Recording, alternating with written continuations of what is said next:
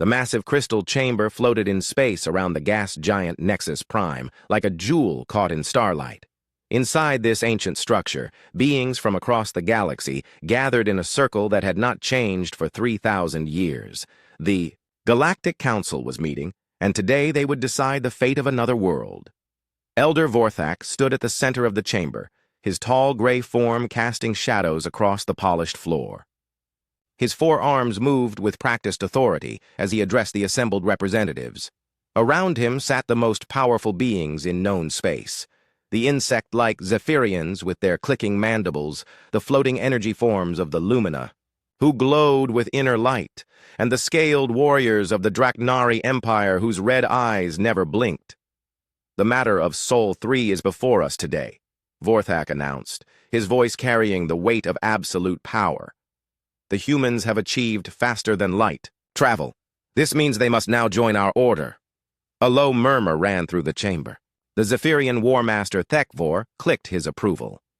Another primitive species reaches for the stars. They will learn their place as all others have before them. Vorthak nodded slowly. For 3 millennia, the pattern had never changed. When a species developed the ability to travel between stars, the Council would contact them. The choice was always the same: submit to Council authority or face total destruction. In all that time, not one species had chosen destruction. "What do we know of these humans?" asked Lumina Prime, her voice like singing crystal. The holographic display showed a blue-green world orbiting a yellow star. Images of humans flashed across the screen, bipedal creatures with soft skin and no natural weapons. They looked weak compared to the mighty races that ruled the galaxy. "They are a young species," reported Zephyrian Intelligence Chief Clickstar. "Only 50 years since they achieved faster-than-light travel. Their technology is primitive. They have perhaps 200 ships in their entire fleet. Their world is divided into many small governments that often fight each other."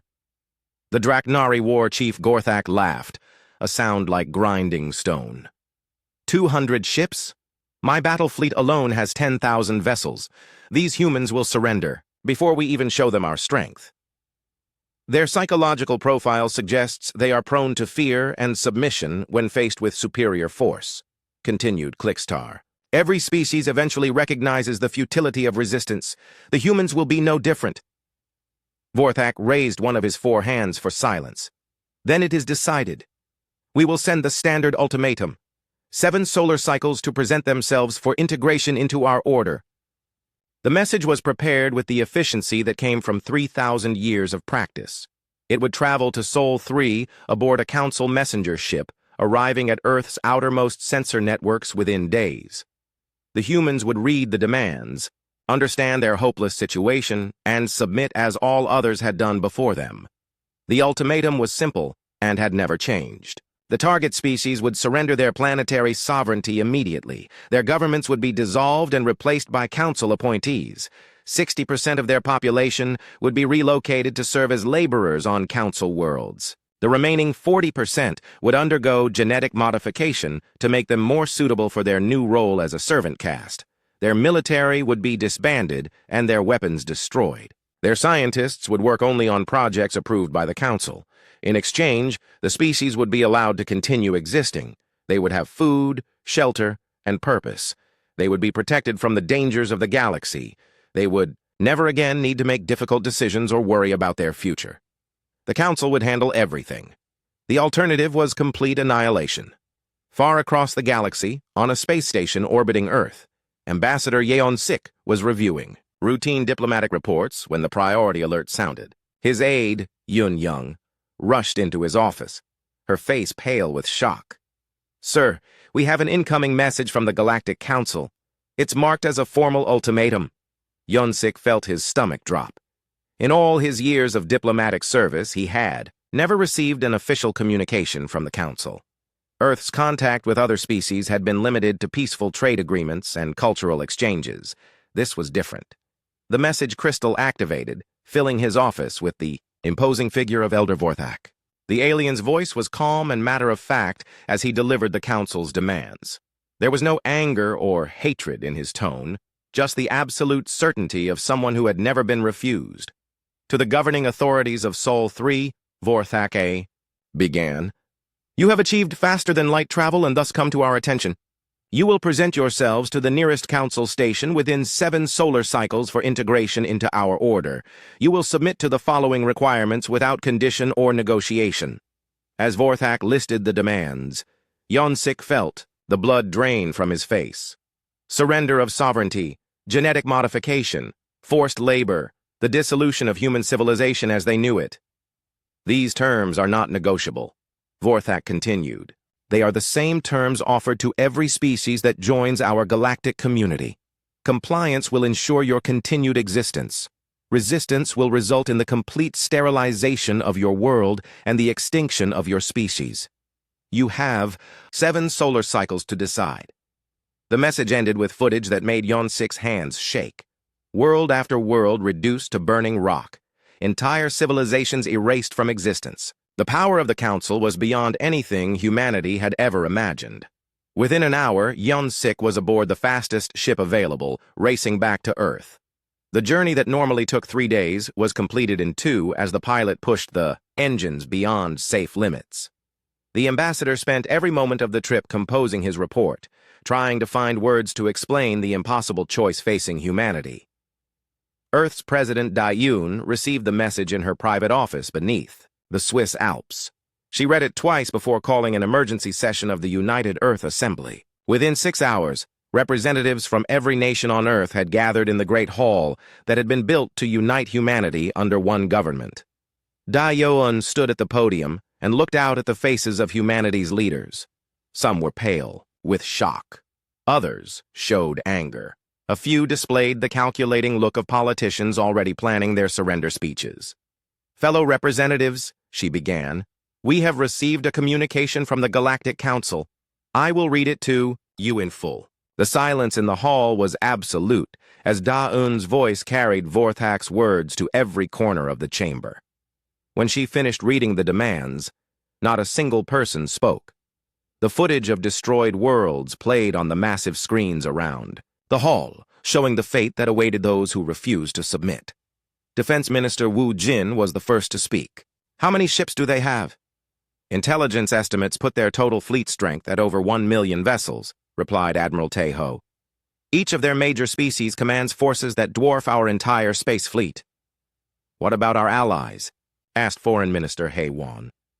Surely other species will stand with us. Ambassador Yeon-sik shook his head sadly. Every species in Council space serves the Council.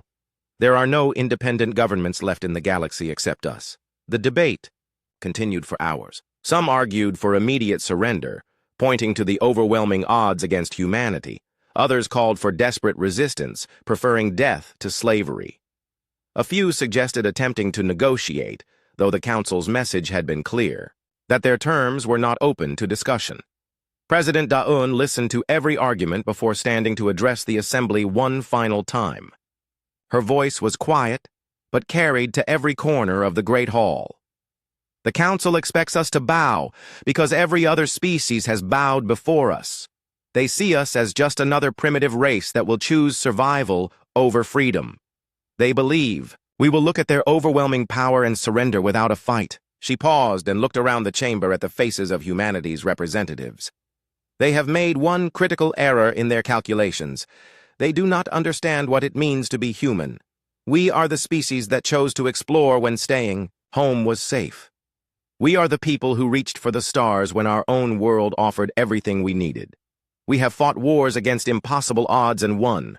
We have survived plagues, disasters, and our own worst impulses. Dayun's voice grew stronger as she continued. The Council offers us a choice between slavery and death. I propose we give them a third option they have never encountered before. We will show them what happens when they threaten a species that refuses to kneel. The vote was not close. Humanity would fight. The Council's spy networks throughout the galaxy hummed with activity as they gathered intelligence on the human response to their ultimatum. From hidden monitoring stations and carefully placed agents, reports flowed back to the crystal chambers around Nexus Prime. Every piece of information confirmed what the Council already knew. The humans would surrender, just like every other species before them.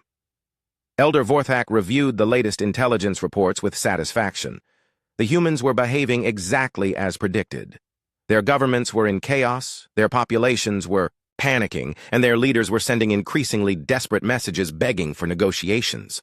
The humans have activated their emergency communication networks, reported Spy Master Zilk Vaughn. Their president, Da-Yoon, has been in constant contact with their military commanders. Our listening posts detect massive amounts of encrypted traffic between Earth and their outer colonies. Fear makes them chatter like frightened insects, observed War Chief Gorthak. They seek comfort in meaningless words when action would serve them better. The Lumina representative glowed brighter with amusement. Perhaps they believe their primitive encryption can hide their communications from us. How quaint. What the Council did not know was that every signal they intercepted had been carefully crafted to tell them exactly what humanity wanted them to hear. In the deep command bunkers beneath Earth's surface, Admiral Wu Jin coordinated the greatest deception in human history. Status report from all sectors, he commanded, as he stood before a wall of displays showing the entire Sol system. Sector 7 reports construction on schedule, replied Captain So Young from her station. The Mars facilities will be operational within 4 days. Sector 12 confirms asteroid platform activation, added Commander Jamin. All weapons systems are testing within normal parameters. Admiral Wu Jin nodded as he watched the reports stream in from across the solar system. For 30 years, humanity had been preparing for this moment. Not because they knew the Council existed, but because they understood that any species capable of interstellar travel would eventually encounter others who might not be friendly. The plan had begun with a simple question asked by Earth's first xenobiologists. What if we meet someone hostile? The answer had been Project Lazarus, named after the biblical figure who rose from the dead. If humanity ever faced extinction, they would rise again stronger than their enemies could imagine. Dr. Hei Wan had spent decades studying every piece of alien technology that came through trade agreements. Each artifact was carefully analyzed, reverse-engineered, and improved upon. The Council species believed they were sharing harmless cultural items and basic tools. They never realized they were giving humanity the keys to advanced technology. The Council's arrogance is their greatest weakness, Dr. Haywan explained to a gathering of Earth's top scientists. They see us as primitive because we achieved FTL travel recently. They do not understand that humans have been studying their technology for 50 years through peaceful contact. The deception ran deeper than technology theft. Every diplomatic meeting, every trade agreement, every cultural exchange had been an intelligence-gathering operation. Human ambassadors and traders had mapped Council space, identified their fleet positions, studied their military tactics, and learned the location of every major installation. Minister Dong Ho played his role perfectly as Earth's chief diplomat. His messages to the Council grew more frantic each day, begging for mercy and offering increasing concessions. He spoke of humanity's willingness to serve, their eagerness to learn from their galactic superiors, and their terror at the thought of resistance. Please, honored Elder Vorthak, Dong Ho's latest message pleaded, our people are afraid. We need time to prepare our population for integration. Surely your great wisdom can grant us additional time to ensure a smooth transition. The Council received these messages with growing confidence. The humans were breaking exactly as expected. Their requests for delay were obviously attempts to buy time while they worked up the courage to surrender. This was normal behavior for a primitive species facing the reality of Council power. What the Council could not see was the massive construction effort taking place throughout the Sol system. Hidden shipyards that had operated in secret for 3 decades were working around the clock to complete humanity's true fleet. Behind Mars, inside hollowed asteroids, beneath the ice of Europa, thousands of vessels were taking shape far from the sensors of Council spy ships. Captain Kyung-soo commanded one of these secret facilities, a construction complex built inside a captured comet in the outer solar system. His workers labored in shifts around the clock, assembling warships that incorporated the best technology from a dozen different species, all improved by human engineering.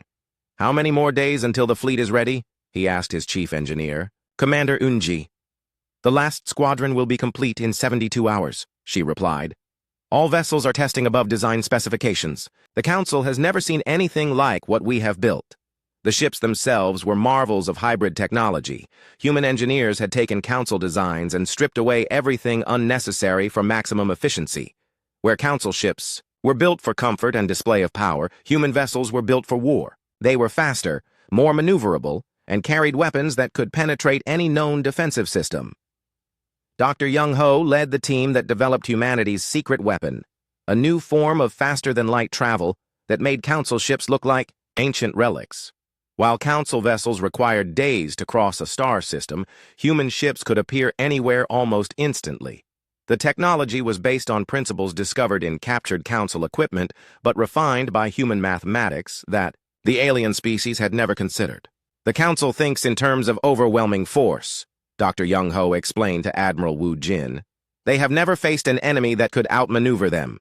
Their entire battle doctrine assumes their opponents will meet them in traditional formation. Warfare. Meanwhile, Captain Nari led covert reconnaissance missions throughout Council space.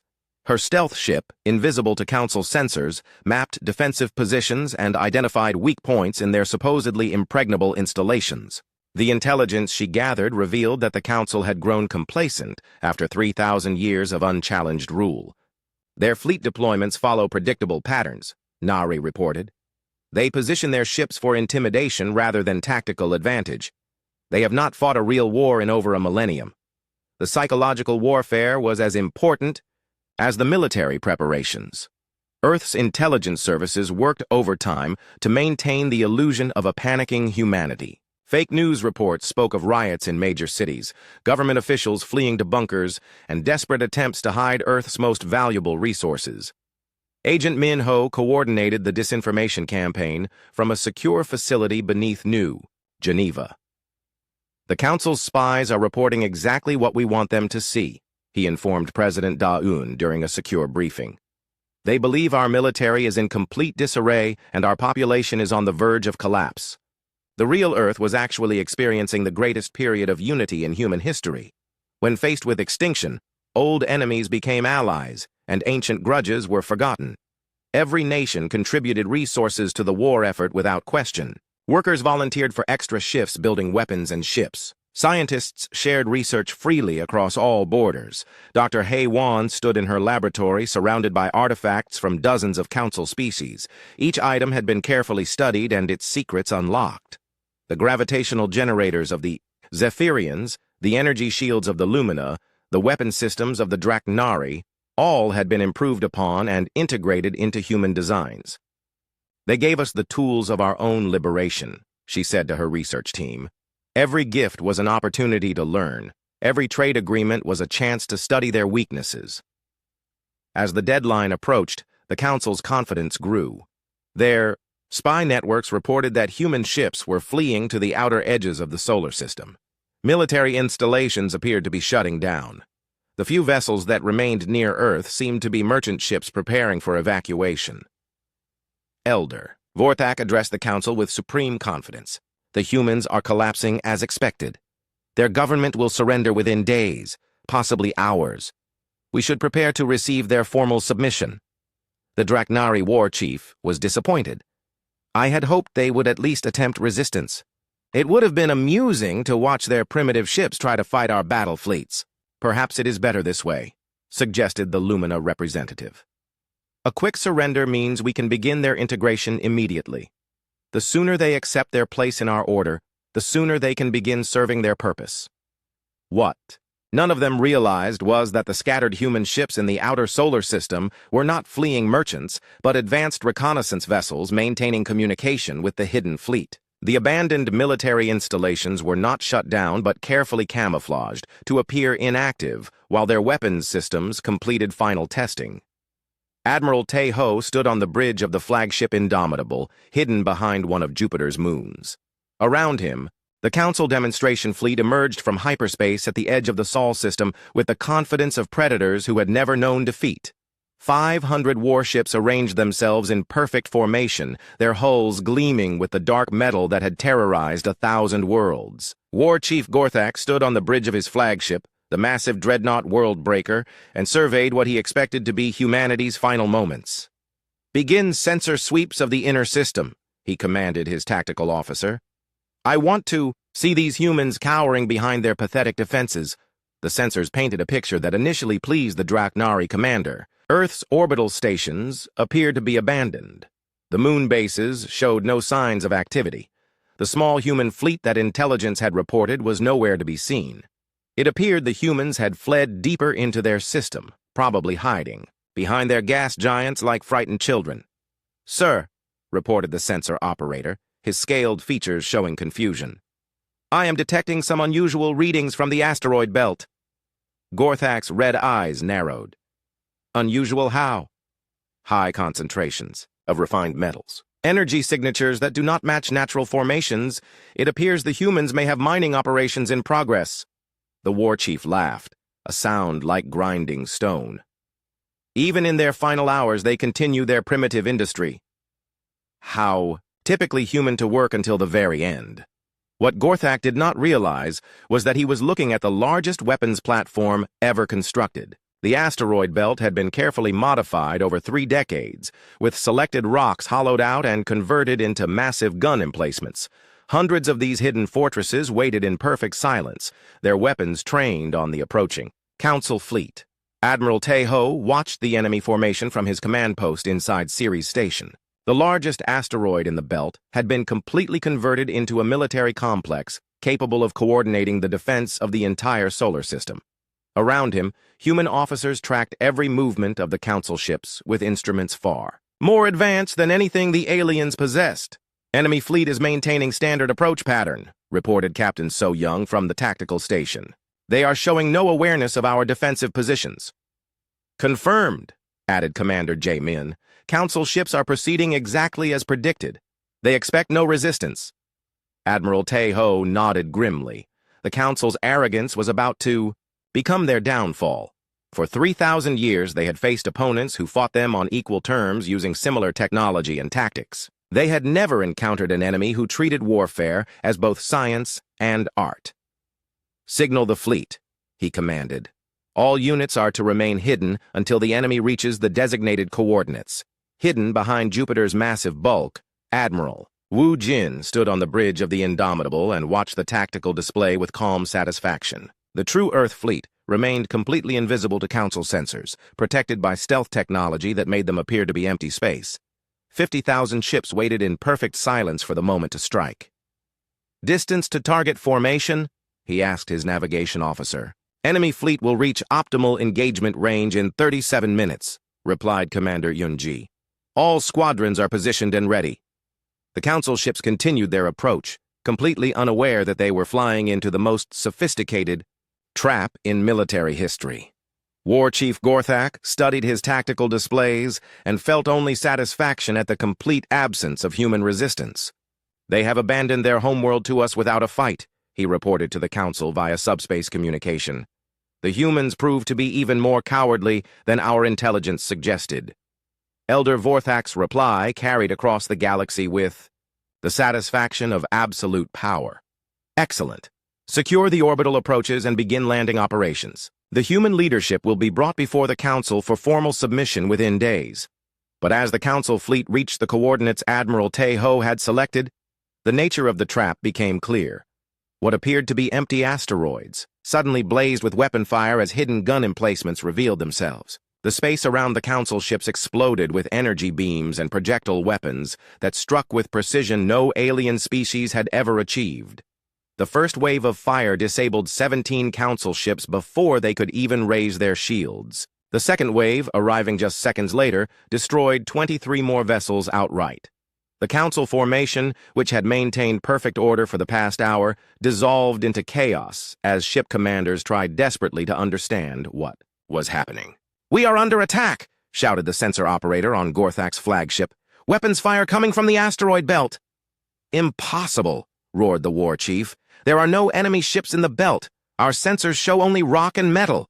But even as he spoke, the asteroids around them continued to blaze with weapon fire. What the Council had mistaken for mining operations were actually the largest gun platforms ever constructed. Weapons that should not have existed according to Council understanding of human technology were tearing through their most advanced shields like they were made of paper. "Shields at 60% and falling," reported the defense officer. "Sir, Their weapons are penetrating our armor as if it were not there. Admiral Tejo watched the Council ships struggle to respond and felt a grim satisfaction.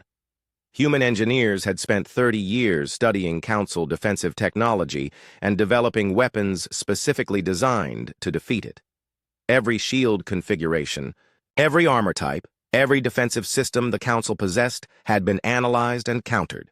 Phase 2 begins now, he announced. All fleet units, execute attack pattern Alpha.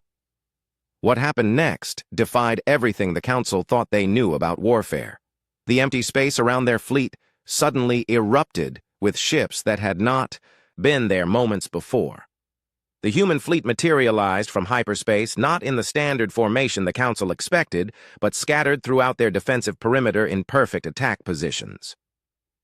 War Chief Gorthak stared at his tactical display in disbelief. Where moments before his sensors had shown empty space, now 50,000 human warships surrounded his fleet. Ships that were sleeker and more advanced than anything in Council space, carrying weapons that burned through his most powerful shields. How? Many ships? He demanded of his tactical officer. 50,000, sir, stammered the officer. Maybe more. They appeared simultaneously throughout our formation. The number was impossible. Human intelligence had reported a fleet of only 200 vessels. Even if they had been wrong by a factor of 10, the Council should have been facing 2,000. Ships at most. 50,000 was beyond anything a species of Earth's age should have been able to construct. Admiral Wu Jin's voice cut through Council communication channels with calm authority. Council fleet, this is Admiral Wu Jin of the Earth Defense Force. You have entered our space with hostile intent. Surrender immediately, and your crews will be treated according to the laws of war. War Chief Gorthak's response was predictable. Human scum! You face the might of the Galactic Council. Your primitive weapons cannot hope to... His transmission cut off as the Worldbreaker's main communications array disappeared under a precisely targeted energy beam. Around the flagship, Council ships were dying by the dozen as human weapons found their targets with impossible accuracy. Captain Kyung-soo commanded the destroyer squadron that had appeared directly behind the Council formation. His ships moved, with a speed and agility that the enemy could not match, striking critical systems and vanishing before return fire could target them. Enemy shields are adapting to our initial attack pattern, reported his weapons officer, Lieutenant Min Seo. Switch to pattern 7, Kyung-soo commanded. Show them what human adaptability really means. The human ships changed their attack frequency and configuration faster than Council computers could compensate. Where the aliens relied on overwhelming firepower and heavy armor, humans used speed, precision, and constant tactical innovation. Every time a Council ship adapted to their attack pattern, the humans switched to something completely different. Dr. Young-ho's revolutionary faster-than-light drive proved its worth as human ships vanished and reappeared at will throughout the battle space. Council targeting systems, designed to track objects moving in predictable paths, could not lock onto vessels that existed in normal space one moment and hyperspace the next. "Sir!" called the sensor operator on Gorthak's bridge. "Human ships are appearing and disappearing throughout our formation. Our weapons cannot track their movement patterns." The war chief watched his fleet die around him and felt something he had never experienced before. Fear. The humans were not fighting, like any species the Council had ever encountered. They moved like ghosts, struck like lightning, and adapted their tactics faster than his computers could analyze their patterns. Admiral Na-Ri led her battle group in a surgical strike against the Council command ships. Her vessels appeared directly, above the enemy formation, and began systematically destroying communication arrays and command centers. Without coordination, the Council ships became isolated targets unable to support each other. "Enemy command structure is collapsing," she reported to Admiral Tejo. "Recommend beginning final phase operations." The news of the demonstration fleet's complete destruction reached the Council chambers within hours, carried by the few surviving ships that Admiral Wu Jin had deliberately allowed to escape. Elder Vorthak stood before the emergency assembly, his forearms trembling with rage and disbelief as he read the reports from the Sol system. "Impossible," whispered the Zephyrian War Master Thekvor, his mandibles clicking nervously. "No species develops this quickly. The humans achieved faster-than-light travel only 50 years ago. Our intelligence was flawed. admitted Spy Master. Zilkfon, his confidence shattered. The humans were not the primitive species we believed them to be. The Lumina representative pulsed with agitated light. 500 ships destroyed in 17 minutes. The mathematical probability of such an outcome approaches 0. Elder Vorthak activated the holographic display, showing the tactical recordings from the surviving council vessels. The assembled representatives watched in stunned silence as human ships appeared and disappeared at will throughout the battle space, their weapons cutting through council defenses as if they were made of paper. They were hiding, Vorthak said, his voice heavy with the weight of 3,000 years of unchallenged authority cracking around him. While we believed we were observing a primitive species, they were studying us, learning from us, preparing for this moment. Across the galaxy, word of the Council's defeat spread like wildfire through the subspace communication networks. On 100 worlds, species that had served the Council for generations whispered of rebellion. The absolute authority that had maintained galactic order for 3 millennia showed its first cracks. On the mining world of Kepler 442b, the Altarian overseer Veltar received the news from a smuggled data crystal. He looked out at the endless rows of worker barracks where his people had labored for 800 years, extracting rare minerals for the Council's war machine. The humans fought back, he whispered to his trusted friend Morden. They actually fought back and won. Similar conversations took place on worlds throughout Council space. The Centaurian agricultural collectives that fed half the galaxy began to question why their children were taken away to serve in Council factories. The Vegan crystal miners who had never seen the surface of their own world wondered if they too could resist. Fleet Admiral Kyung-Soo stood on the bridge of his flagship as the human armada took positions throughout Council space. Using their revolutionary faster-than-light technology, Earth's ships had appeared simultaneously in dozens of star systems, a logistical impossibility that shattered every assumption about interstellar warfare. "Admiral," reported Captain So-Young from the communications station, "we are receiving surrender requests from 18 different Council worlds. Local defense forces are standing down without engagement." "What about the major military installations?" Kyung-Soo asked. "Fortress Prime in the Vega system has gone silent. The Draknari battle stations at Wolf 359 are requesting negotiation terms. Only the core Council systems are maintaining defensive postures." Admiral Kyung-Soo nodded with satisfaction. The human strategy was working perfectly. Instead of trying to match the Council's overwhelming numbers through traditional warfare, Earth's forces had targeted the psychological foundation of their empire. When an authority that had never been successfully challenged suddenly faced defeat, the entire structure began to crumble.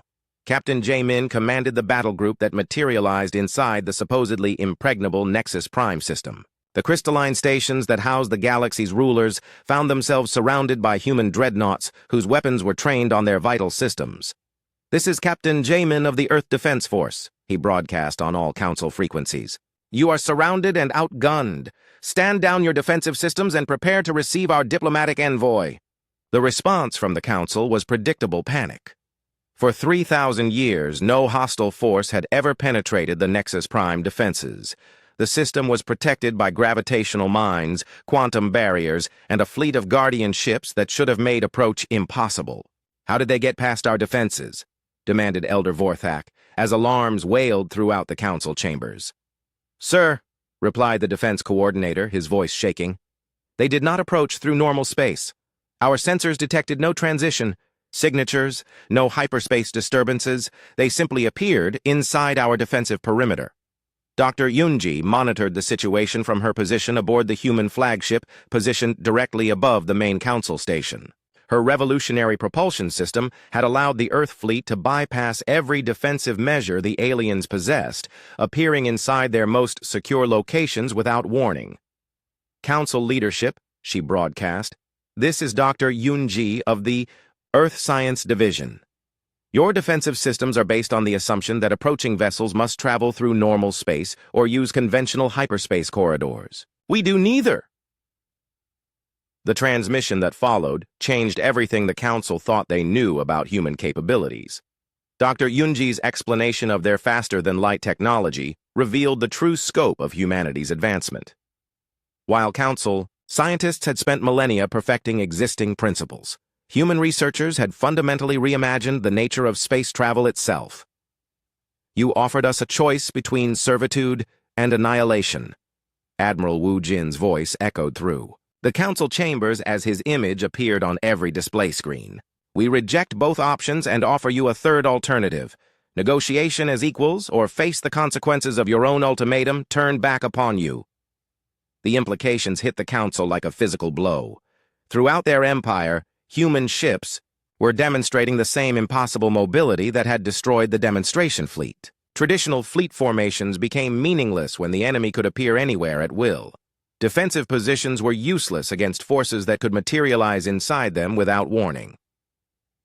War Chief Gorthak, still a prisoner aboard the human flagship, found himself face-to-face with Admiral Teho in what had once been the World Breakers Command Center.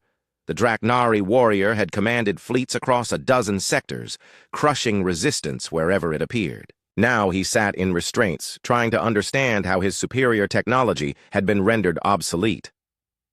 Your ships move through space like nothing we have ever encountered, he admitted reluctantly. How is this possible? Admiral Teho considered the question carefully before responding. Your species developed faster than light travel through brute force engineering, massive engines that tear holes in space-time. Our scientists approached the problem differently. He activated a holographic display showing the principles behind human propulsion technology. Instead of forcing our way through space, we learned to slip between dimensions. Your sensors cannot detect us because we exist partially outside normal space-time. Your weapons cannot lock onto us because we are never quite where we appear to be. The revelation that humanity had not merely copied Council technology but had surpassed it sent shockwaves throughout the galactic government. Species that had served the Council for millennia began to see their masters as fallible for the first time. On the agricultural world of Tau Ceti, the harvester-class work units stopped their endless labor and looked up at the sky. Rumors spread through the communication networks that the humans had done the impossible. They had defeated the Council's military and lived to tell about it. Elder Corvain, who had overseen grain production for 400 years, received a priority message from the Planetary Defense Coordinator. Sir, human ships have appeared in orbit. They are requesting permission to land diplomatic personnel. What are our orders from the Council? Corvain asked. Sir, the Council is not responding to communication attempts. All channels to Nexus Prime have been silent for 6 hours. The silence spoke volumes. If the Council could no longer protect its own core systems, how could it defend the thousands of worlds that depended on its authority? Captain Minho led the diplomatic mission that landed on Tau Ceti's main agricultural center.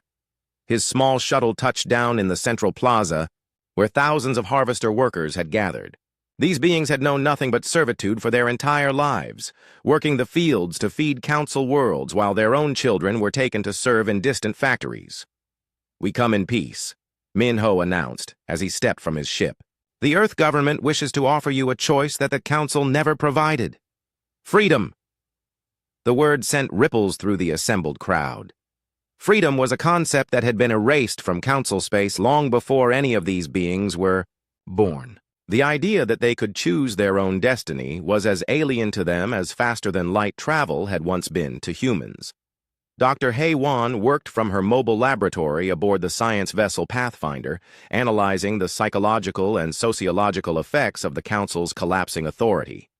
Her reports painted a picture of a galaxy in transition, with species that had forgotten how to govern themselves suddenly faced with the possibility of independence. The Council's greatest strength was also its greatest weakness, she reported, to Admiral Wu Jin. By maintaining absolute control for 3,000 years, they created a galaxy of dependent species. When their authority is removed, the siege of the Council's core worlds lasted exactly 72 hours, but it was unlike any siege in galactic history. Instead of bombardment and invasion, the human fleet conducted what military historians would later call the most precise campaign of liberation ever attempted. Admiral Nari coordinated the operation from her flagship as Earth's forces systematically dismantled 3,000 years of tyrannical rule.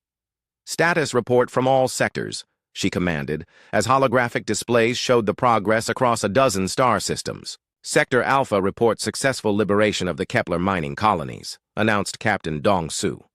Local Altarian leadership has been restored to power. No casualties reported. Sector Beta confirms the peaceful surrender of the Vegan crystal facilities, added Commander Yeon Jung.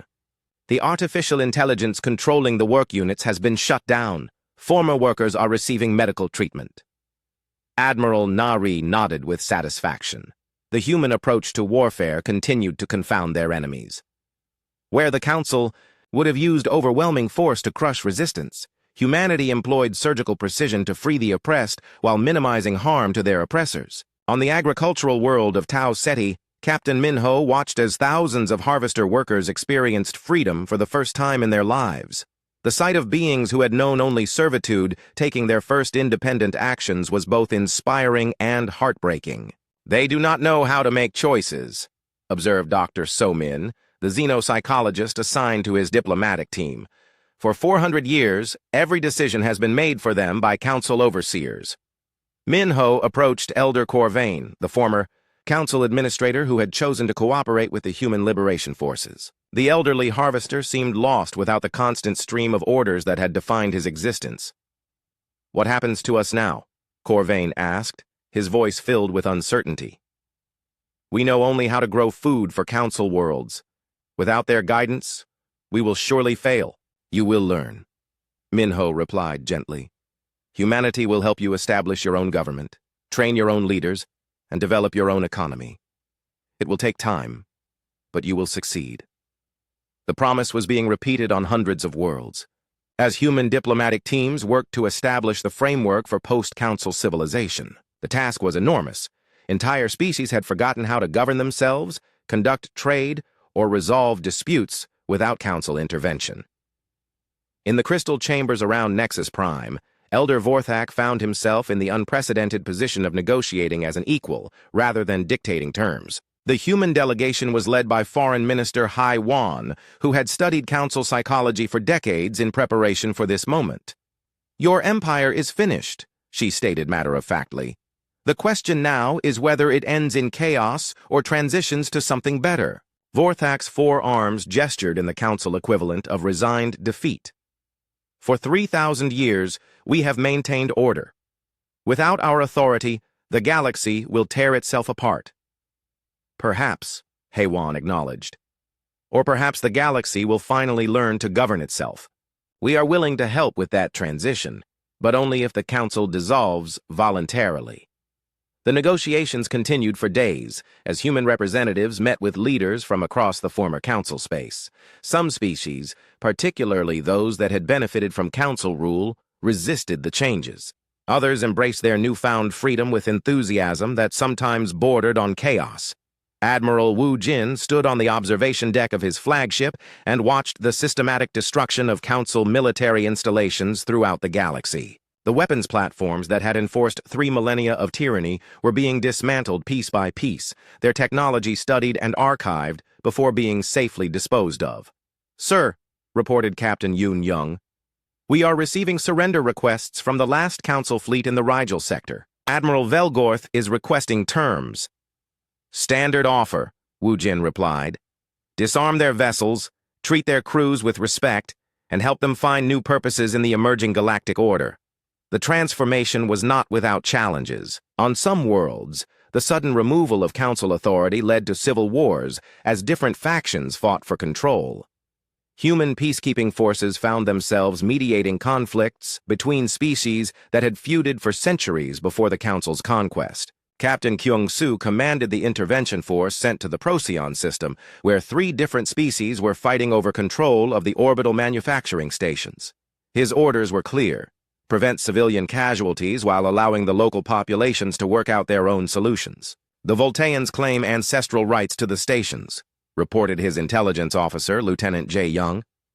"The Centaurians argue they provided most of the labor for construction.